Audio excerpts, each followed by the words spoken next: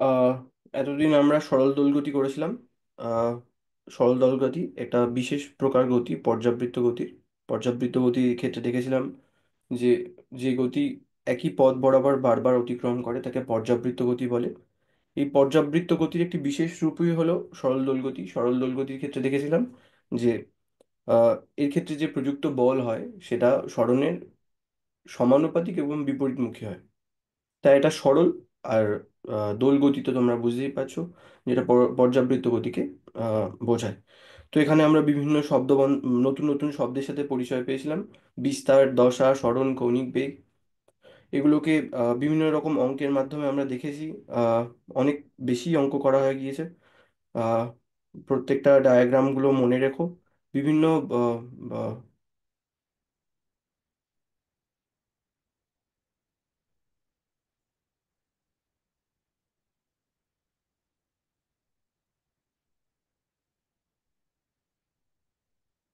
নিম্পিত, আমার কথা কি শোনা যাচ্ছে? নিম্পিত, নিম্পিত রামকৃষ্ণ বিদ্যাভবন, আমার কথা কি শোনা যাচ্ছে? মাইক কই তোমাদের? কালকেই তো তোমাদের জুনিয়ররা ক্লাস করছিল, তো ওখানে তো মাইক ছিল।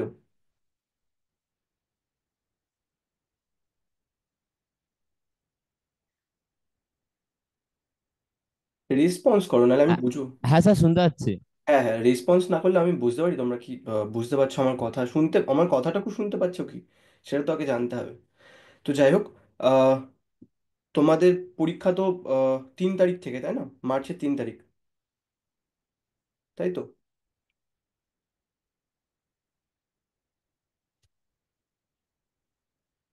হ্যাঁ স্যার, 3 তারিখ থেকে পরীক্ষা। হ্যাঁ, 3 তারিখ থেকে পরীক্ষা।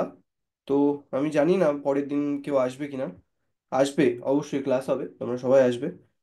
সরল দোলগতি আমাদের প্রায় শেষের দিকে কি শেষই করে দিয়েছি। আগের দিন যে প্রবলেমগুলো, যত ধরনের প্রবলেম হয় সরল দোলগতির ক্ষেত্রে, আমরা সেগুলোকে দেখেছি। বিভিন্ন রকম সিস্টেমের ক্ষেত্রে দেখেছি, যেমন এই স্প্রিংয়ের ক্ষেত্রে কীরকম সরল দোলগতি হয়। এগুলোর ক্ষেত্রে তোমার কৌণিক বেগ আর তোমার পর্যায়কাল, এগুলোকে দেখেছি, বিস্তার দেখেছি। ঠিক আছে, বিভিন্ন ধরনের সিস্টেমের ক্ষেত্রে এগুলো কিন্তু মনে রাখবে, পরীক্ষায় কিন্তু দেবে এরকম সিস্টেম তুলে দিয়ে। বলবে যে আহ, দৈর্ঘ্য দিয়ে দিল, তোমার কার্যকর দৈর্ঘ্য, তোমার অভিকর্ষজ ত্বরণ, তাহলে পেন্ডুলামের ক্ষেত্রে কত পর্যায়কাল হবে, এরকম দেবে। ঠিক আছে, আর এই অঙ্কগুলো আগের দিন করেছিলে। আহ তোমাদের এখানে কোনো সমস্যা আছে, নিম্পিত? আর একবার বলুন স্যার। এই পর্যাবৃত্ত মানে তোমার সরল দোলগতির যে প্রবলেমগুলো করিয়েছিলাম আমি, সেখানে কোনো কি আর সমস্যা আছে? না স্যার। না স্যার, বুঝলাম, মানে তোমরা নিজে হাতে করে করেছো? হ্যাঁ। আচ্ছা, ঠিক আছে, ভালো। হাতে করে করলে কিন্তু সমস্যা হতো আমার যা মনে হয়। যাই হোক, আহ তো আর তো বিশেষ কিছু এখন সেরকম শুরু করা যাবে না। তবে একটা প্রবলেম আমি খুব সুন্দর প্রবলেম আমি দেখলাম, যে প্রবলেমটা তোমরা তোমাদের পরীক্ষায় সব পুরো সিলেবাসটাই আছে তো, না? ক্লাস 11-এর পুরো সিলেবাসটা তোমাদের পরীক্ষায় আছে তো? কারণ এটা বোর্ডের পরীক্ষার মতোই পরীক্ষা হয়, তাই তো, ফাইনাল পরীক্ষাটা।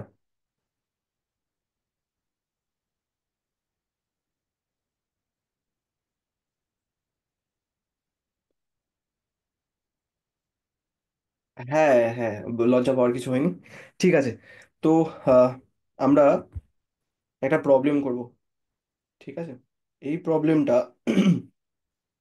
তোমাদের 3টে চ্যাপ্টার, খুব সুন্দর সুন্দর চ্যাপ্টার আছে 11-এ, যেগুলো খুব কনসেপচুয়াল। আর পরবর্তী সময়ে লাগবে যারা ফিজিক্স পড়বে, বা আহ, বিভিন্ন যে কোনো জায়গায় যাও না কেন, দেখো বিভিন্ন কম্পিটিটিভ পরীক্ষার জন্য এগুলোকে তৈরি করতে লাগে। কনসেপ্টটা হলো কি আসল জিনিস। হ্যাঁ, কোন একটা থিওরি পড়লে তার সাথে বিভিন্ন ধরনের প্রবলেম সলভ করলে তোমাদের কনসেপচুয়াল দিকটা ভালো হবে। তো এখানে একটা আহ, তোমাদের 3টে চ্যাপ্টার এখানে কভার হয়ে যায়। তোমরা সার্কুলার মোশন অর্থাৎ বৃত্তীয় গতি পড়েছো তো, না? বৃত্তীয় গতি, ঘর্ষণ, তারপরে নিউটন ফোর্স তো আমি নিজেই পড়িয়েছি তোমাদের। আহ, তোমাদের এই দুটো চ্যাপ্টার পড়ানো হয়েছে তো, নিম্পিত?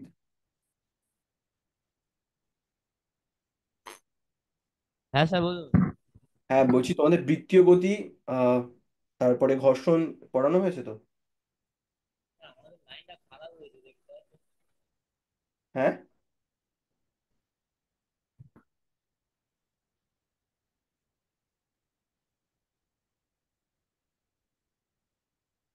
স্যার আমাদের লাইটটা সমস্যা হচ্ছে।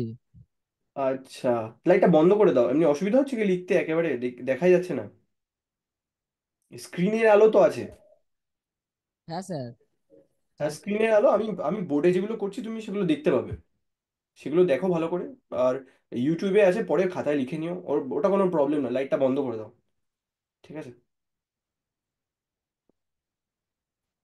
ঠিক আছে।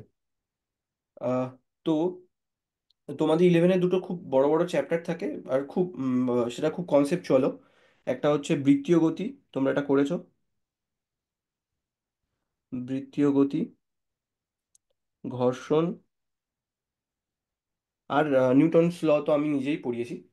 তো দেখো, এই প্রবলেমটা প্রথমে বোঝো ভালো করে।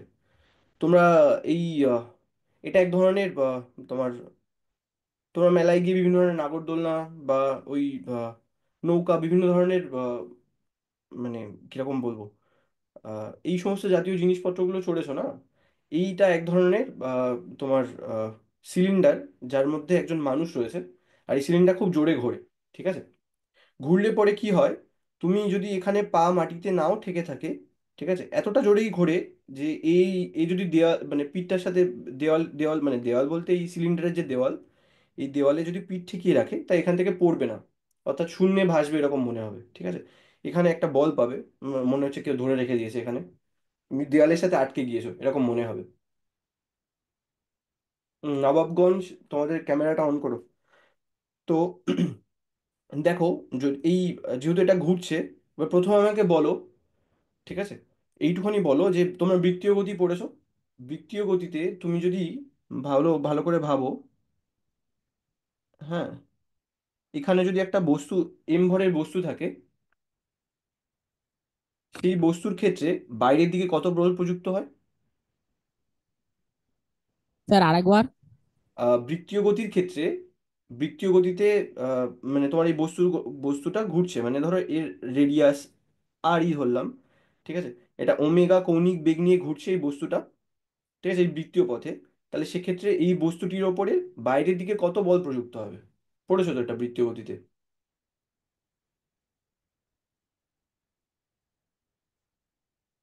একটা বল প্রযুক্ত হয় না বাইরের দিকে বৃত্তীয় গতিতে। তোমরা যখন যাও, বাসে করে যেতে গেলেও তো দেখবে, যখন বাসটা টার্নিং নেয়, তখন বাইরের দিকে একটা বল প্রযুক্ত হয় না?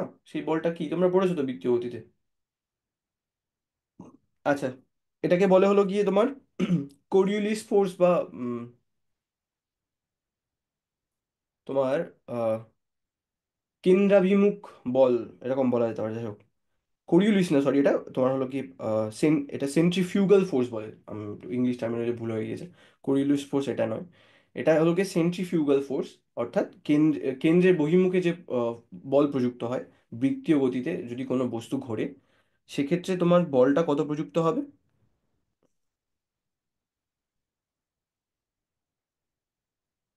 বলটা প্রযুক্ত হবে এম ওমেগা স্কোয়ার আর।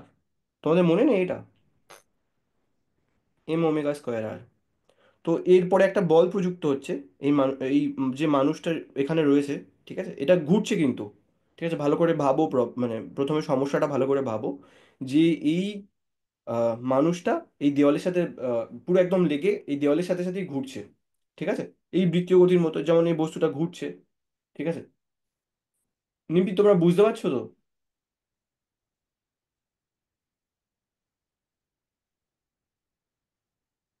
প্রবলেমটা কি বুঝতে পেরেছো? প্রথমে আগে সেটা বোঝো। নিম্পিত? আরেকবার বলুন স্যার। হ্যাঁ, রেসপন্স করো।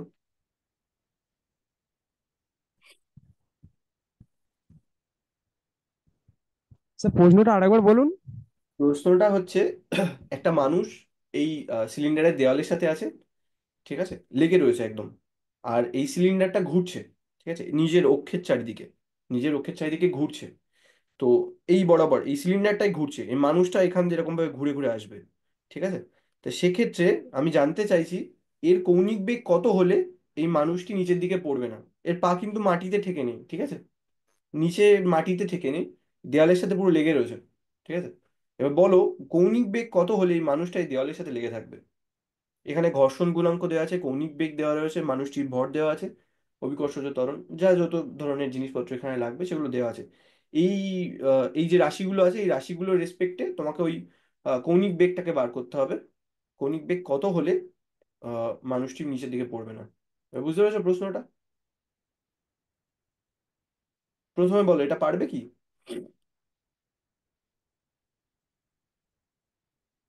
গতিবেগটা হবে ওমেগা আহ, কস থিটা।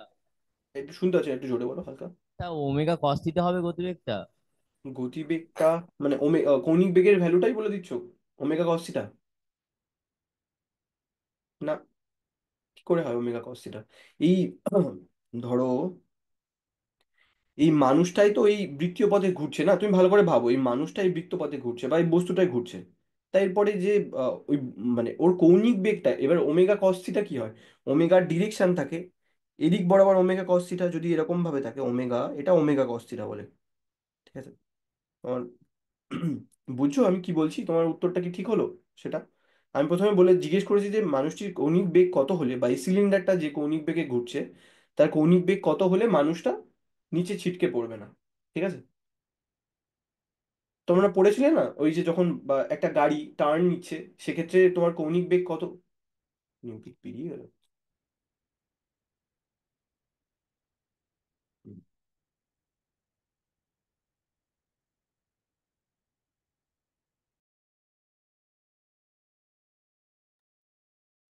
তো তোমরা দেখো আহ এক্ষেত্রে যদি বৃত্তীয় পথে কোনো বস্তু ঘোরে সেক্ষেত্রে আমরা জানি তোমার বস্তুর উপর প্রযুক্ত বল সমান সমান এম ওমেগা স্কোয়ার আর হয়। ঠিক আছে? এবার ভালো করে দেখো যে এই আহ, বস্তু মানুষটিকে যদি আমি একটা বিন্দু হিসেবে কল্পনা করি আর তার মাস এম যদি হয়, আমি এটাকে আহ, এরকম ভাবে এই ডায়াগ্রামটাকে এরকম ভাবে দেখাতে পারি। ঠিক আছে? এটাকে ফোর্স ডায়াগ্রাম বলা হয়।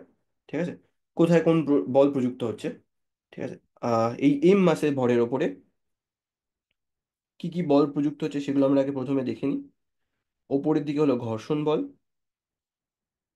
ঠিক আছে?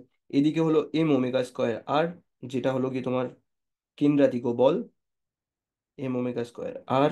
আর ভিতরের দিকে যেটা যেটা হলো কি বস্তুর ওপর প্রযুক্ত লম্ব লম্ব বল বলে যেটাকে, আর লম্বভাবে প্রযুক্ত বল। আর বস্তুর নিচের দিকে হলো কি এমজি ফোর্স। ঠিক আছে? এবার ভালো করে বোঝো, সাম্যাবস্থায়, সাম্যাবস্থা মানে আহ, বস্তুটি আহ, কোনো রকম মোশন হচ্ছে না। ঠিক আছে? অর্থাৎ সমবেগেও থাকতে পারে অথবা বেগহীনও থাকতে পারে। এক্ষেত্রে দেখো যে বেগহীন বস্তুটি বস্তুটির সাপেক্ষে, বস্তুটির সাপেক্ষে নয়, এটি বেগহীন অবস্থায় রয়েছে। তো সাম্য অবস্থায় কি হবে? সাম্যাবস্থায়, সাম্যাবস্থায় তোমার ওপরের দিকে এই হরাইজন্টালি, যেহেতু আমরা জানি যে মানে বস্তুর পারপেন্ডিকুলারে, মানে তোমার কোন একটা বস্তু মানে কোন একটা বলের লম্ব দিকে যে বল প্রযুক্ত হয়, অর্থাৎ যদি আমি এটাকে ওয়াই ধরে নিই এটাকে এক্স ধরে নিই, তো ওয়াই বরাবর প্রযুক্ত বল, যেটাকে এফ ওয়াই বলি আমি, এক্স বরাবর প্রযুক্ত বলের ওপর কোনো প্রভাব ফেলবে না। তাই আমি দুটো যেহেতু এটা ভেক্টর ভেক্টর আছে আমরা জানি, তো কি হবে, F equals to M G. ঠিক আছে? এই মানে তোমার ওয়াই অ্যাক্সিস বরাবর যে ফোর্সগুলো আছে সেগুলোকে যদি আমরা ইকুয়েট করি, আর যদি এক্স অ্যাক্সিস বরাবর যে ফোর্সগুলো আছে সেগুলোকে যদি আমরা ইকুয়েট করি, তাহলে আমরা কি পাবো, তোমার ঘর্ষণ বল সমান সমান এমজি, আর তোমার যে লম্ব বল যেটা আছে সেটা এম ওমেগা স্কোয়ার আর হবে। আবার আমরা জানি ঘর্ষণ বল সমান সমান মিউ এন, মিউ হলো ঘর্ষণ গুণাঙ্ক, ওপরে দেওয়া আছে দেখো, ঘর্ষণ গুণাঙ্ক মিউ। তো সুতরাং এটা সমান সমান এমজি। আবার এখান থেকে এম কি পেয়ে যাবে, M omega square R equals to MG. ঠিক আছে, তাহলে এই এম কেটে যাবে, omega square equals to G by mu R. ঠিক আছে, হলো। তাহলে বস্তুটার কৌণিক বেগ, অর্থাৎ মানুষটির নয়, ওই সিলিন্ডারটির কৌণিক বেগ তোমার root over of G by mu R হতে হবে। ঠিক আছে, তাহলে দেখো রেডিয়াস যত বাড়বে তত কৌণিক বেগ কমবে। ঠিক আছে, দূরে থাকলে কোনো অসুবিধাই নেই। আর অভিকর্ষজ ত্বরণ যত কম হবে কৌণিক বেগ তত কম হবে। ঠিক আছে, এখান থেকে আমরা এটা প্রমাণ করতে পারি। এটা খুব সুন্দর প্রবলেম একটি। ঠিক আছে, কেন বলছি, দেখো এখানে কতগুলো কনসেপ্ট কাজে লেগেছে। একটা হলো ঘর্ষণ সম্বন্ধে জানতে হয়েছে, এটা স্থিতি ঘর্ষণ তোমরা পড়েছো, যে আপ টু মানে তোমার সর্বোচ্চ কত বল প্রযুক্ত করলে বস্তুটি মানে তখনও বস্তুটি স্থির থাকবে, তাকে স্থিতি ঘর্ষণ। আর বস্তুটির ওপর নিচের দিকে প্রযুক্ত, এটা তো জানোই তোমরা, এমজি ফোর্স। এটা হলো লম্বভাবে প্রযুক্ত বল। আর এটা তো তোমার আহ, বস্তুর বৃত্তীয় গতি থেকে আসে। তো এটা খুব সুন্দর একটি প্রবলেম। ঠিক আছে, তিনটে চ্যাপ্টার খুব সুন্দরভাবে কভার হয়ে যায়, আর এটা খুব কনসেপচুয়াল। ঠিক আছে, আর আজকে এই পর্যন্তই। ঠিক আছে, তোমাদের ঠিক আছে।